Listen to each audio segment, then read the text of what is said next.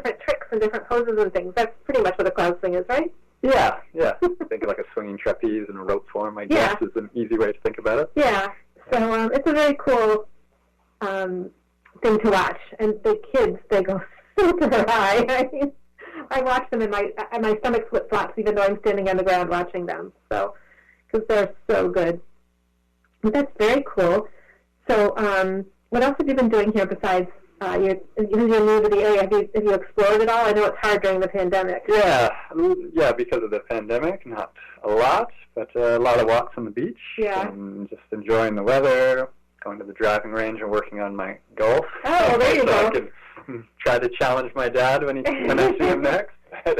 Something a lot of people in Florida do. Yeah, I figured I would just join in. So, yeah, that's very cool.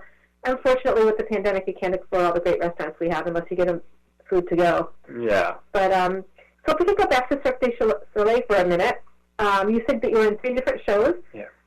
How are they different from each other?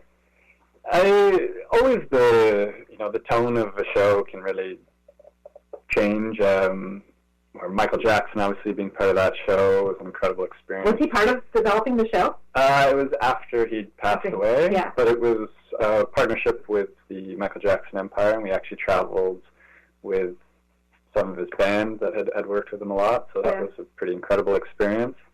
The first show I did was an arena tour, so we were about 1 to 3 weeks in each city.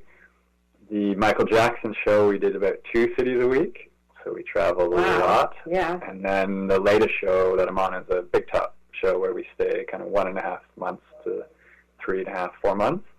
So that kind of really changes the atmosphere. Yeah, the dynamic. Yeah, it's been nice to sample different styles of touring. Yeah. I actually saw that show when it was in Tampa. Mm-hmm. It was really... Yeah, that was before I was part of the show. It was really good. And so about how many people travel with those shows? Again, it depends on the size of the show. I know Volta, I thought maybe like 100, between 120, 150 people. Yeah. I could be very wrong, but yeah, I feel like with all the artists and technicians, and we've traveled with catering and office staff. And, site crew, so it's quite a... So do you travel by bus for those tours? Again, depends. If the cities aren't far, sometimes we travel by bus. If they're a bigger distance or we have a break between, then we'll fly. Yeah. Do they have their own private planes? No. No? No. Like, I know that all the equipment and stuff has to go by truck, obviously. Yeah. But I just didn't know about the staff. And I didn't realize they travel with catering and other things. It's like almost like a traditional circus if they're traveling with catering, it sounds like. Yeah, it's its own little kind of circus village community, so it's pretty cool. And are there a lot of like families that tour, or are they mainly like individual? There again, kind of depends on the tour, and it's the tours that are moving quicker, like the arena shows, because sometimes we'd be in a different country each week, so there would be less families. Some people still brought their kids and made it work, but on the big top, we have a little bit more families that are travel because we're in the space longer and a bit easier to kind of bring everyone along. So it's nice though to have that family vibe on the shows, and having kids around is, always brings a different kind of energy and light. Yeah. So they also have that ice show. Did you ever see that? I have not. Yeah. So I saw that. And was it good? It was really, really good. I was really surprised. It was so much more than I had anticipated it being. Yeah. It was great. It was down in Fort Myers, and we went down there, me and a friend who goes to see every surf show that comes to town. But yeah, it was really, I enjoyed it very much. Like, I would see it again. I have some friends that were performing on it, and I know they're very talented. So yeah, it's funny that they can perform circus acts on skates. Yeah. On ice skates. A little extra dynamic. Yeah, exactly. So when it comes to, like, the circ shows, do they assign you the music and the costume, or do you get any input in that? Well, Cirque du Soleil, because the shows that I've joined have already been established shows. I haven't done a creation with Cirque. So the music's already through the composers chosen, the costumes through the costume designers. So you can have a little bit of say depending on the acts you're doing. If stuff that might not work or you need altered or changed. But for the most part, it kind of comes as a creative package that you're kind of jumping into. And so you perform an act, and sometimes if you need to leave, like I'm sure, do they swap people out? Again, depends on the act. So when I first joined Cirque, I was part of what they call house troupe, which are some of the bigger acts with a number of artists, and there's usually a couple like alternates or people that can cover.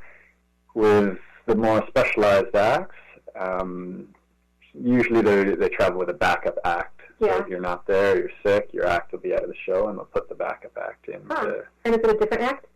Usually it's a different act, or it has traditionally been for the shows that I've been on, So, and maybe you sort of said this and I missed it, but if somebody's performing an act, let's say, I'm performing an act, and my contract's up, I decide I'm going to leave or whatever, and you come in and replace me, are you doing the exact same act that I did before? Are you allowed to change it?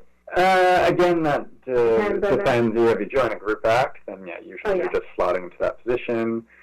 With Volta, we went to the headquarters in Montreal, and my partner and I, we created a new straps act together. Mm-hmm. We'd never met before, so it was like a process of just, working with each other's skills and personalities to build something that suited both of us.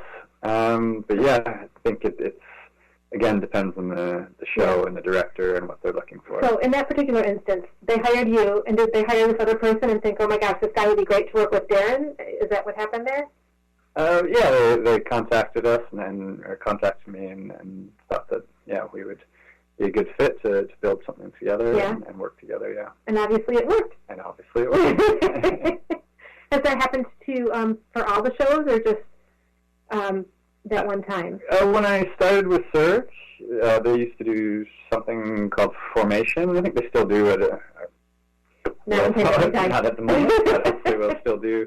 Where they brought me in for 6 months, a group of us, and they trained us almost like a mini circus school, to be honest. And they had ideas of the shows we were going to go to and the acts that we worked on while we were there, but we also learned clowning and dance and rhythm and singing, and they really kind of helped bring up the artists in us for going on stage. So that was a pretty amazing experience. And then when I was brought in for Michael Jackson, it was more of like a track that was already going, and I just replaced another artist and followed his exact track.